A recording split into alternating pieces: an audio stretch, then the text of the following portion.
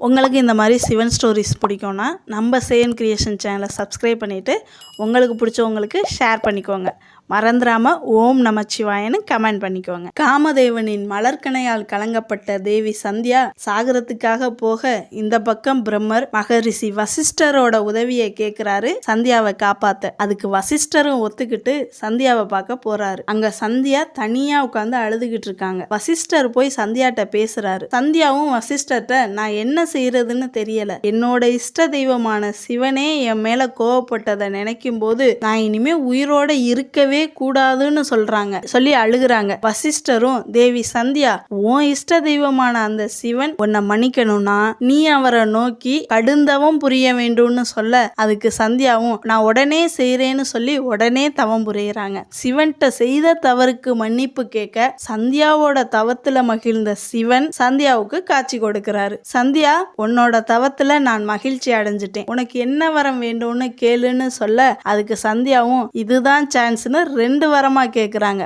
அதுல ஃபர்ஸ்ட் வரம் என்னன்னா, இந்த உலகத்துல பறக்கிற எல்லாருக்கும் பிறந்த உடனே காம உணர்வு வரக்கூடாது, அதுக்கு ஏத்த வயசு வந்ததுக்கு அப்புறம்தான் காம உணர்வு வரணும்னு சொல்லி 2வது வரத்தை கேக்குறாங்க. அதுவும் இது அவங்களோட 2வது வரம் இல்லையா, இதுதான் அவங்களோட கடைசி ஆசையும் கூடன்னு சொல்லி கலங்கிக்கிட்டே கேக்குறாங்க.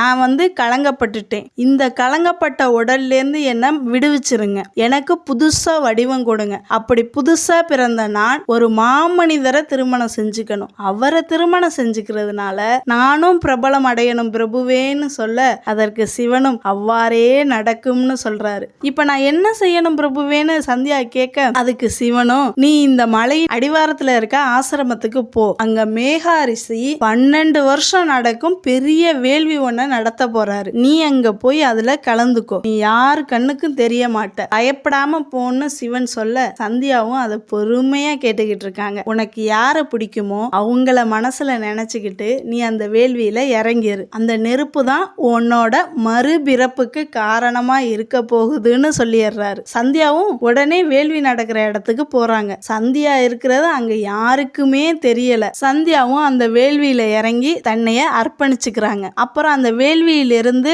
அந்த நெருப்பு ஒளியானது 2ஆ பிரிஞ்சு 2 சந்தியாவா தோன்றாங்க. காலை சந்தியா ஒன்று, மாலை சந்தியா ஒன்றா தோன்றாங்க. காலை சந்தியா தேவர்களை ஆராதிக்கிறதுக்காகவும் மாலை சந்தியா முன்னோர்களுக்கு வணக்கம் செலுத்துறதுக்காகவும் தோன்றாங்க. இந்த 2 ஒளி பிளம்புல இருந்தும் ஓம் நமச்சிவாயன்னு சொல்லிக்கிட்டு அந்த வேள்வியிலிருந்து புதுசா ஒரு பெண் வர்றாங்க. அந்த பெண்ணை பார்த்ததும் மகரிஷி கேட்கிறாரு நீ யார் அப்படின்னு கேட்க அதுக்கு அந்த வேள்வியிலிருந்து வந்த பெண் சொல்றாங்க நீங்கள் தான் எனக்கு தந்தை, நான் தான் உங்கள் மகள்னு சொல்லவும் அந்த மகரிஷி நம்பவே இல்லை. அவரை நம்ப வைக்கிறதுக்காக அந்த வேள்வியிலிருந்து வந்த பெண் சிவபெருமானே நீங்கள் தான் இதற்கு சாட்சி, நீங்கள் தான் எனக்கு உதவணும்னு சொல்லவும் சிவனும் உடனே தரிசனம் கொடுக்கிறாரு. சிவனோட தரிசனத்தை பார்த்ததும் எல்லாரும் அப்படியே வாயடைச்சு போயிட்டாங்க. உடனே சிவபெருமான் நான் வந்தது போதுமா மகரிஷி, இல்லை அவள் உனக்கு மகள் தான் நிரூபிக்கணுமான்னு கேட்க இல்லை இல்லை சிவனே நீங்கள் வந்ததே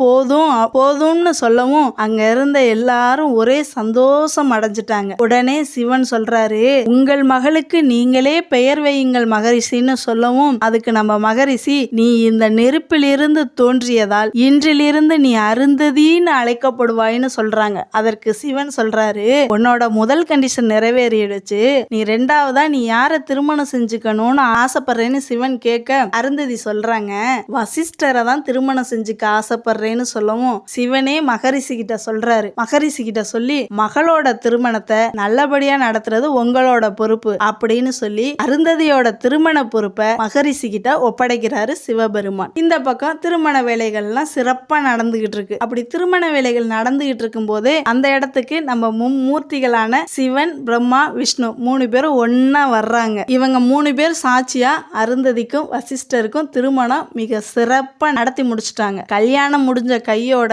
2 பேரும் சிவபெருமான பத்தி மாத்தி மாத்தி புகழ்றாங்க. 2 பேரும் ஒன்னா நின்று ஓம் நமச்சிவாயன்னு சொல்றாங்க. அப்படியே இந்த பக்கம் நம்ம காமதேவனை காட்டுறாங்க. அவரோ ஓம் நமச்சிவாயன்னு சொல்லி ஆழ்ந்த சோகத்துல இருக்க அவரை பார்க்க நம்ம நாரதர் வர்றாரு. நாரதர் வந்து காமதேவனுக்கு ஆறுதல் சொல்றாரு. காமதேவனும் நான் இனிமே இந்த மலர்கனைய வீசவே மாட்டேன் ஒரே விரக்தியா பேச அதுக்கு நாரதர் இல்லை இல்லை காமதேவா, படைப்பின் பிதாமகனான பிரம்மர் உன்னை நம்பி உனக்கு ஒரு வேலை கொடுத்திருக்காரு. அதனால எந்த விபரீதமும் நடக்காது. உன் கடமைய நீ தவறாம செய்யின்னு சொல்லிடுறாரு நம்ம நாரதர். அப்படியே இந்த பக்கம் நம்ம பிரம்மரை பார்க்க வந்துடுறாரு நம்ம நாரதர். பிரம்மர் நாரதரை பார்த்து என்ன விஷயம் நாரதரேன்னு கேட்க அதுக்கு நாரதரோ நான் மனதில் ஒரு கேள்வியோடு வந்திருக்கேன்னு சொல்லவும் பிரம்மர் கேட்கிறாரு, நீயோ கேள்வி கேட்கறதுல மன்னன், நீ வந்தாலே ஏதோ கேள்வி இருக்குன்னு தானே அர்த்தம், கேள் என்ன வேண்டுமோ கேள்னு சொல்ல நாரதர் நான் இப்ப காமதேவனை தான் பார்த்துட்டு வர்றேன். ஆனா நான் அதை பத்தி கேட்கல.